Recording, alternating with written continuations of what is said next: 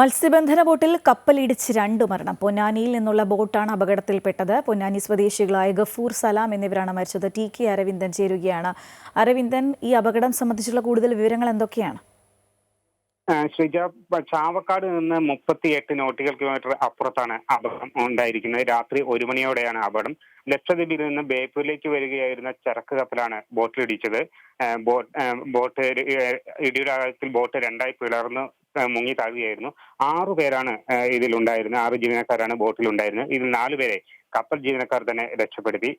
2 പേർക്കായി ദീർഘനേരം തിരച്ചിൽ നടത്തിയതിനു ശേഷം അല്പം മുൻപാണ് 2 പേരുടെ മൃതദേഹം കണ്ടെടുത്തത്. ബോട്ടിന്റെ സ്രാങ്ക് അഴിക്കൽ സ്വദേശി അബ്ദുൾ സലാം, ഗഫൂർ എന്നിവരാണ് മരണപ്പെട്ടത്.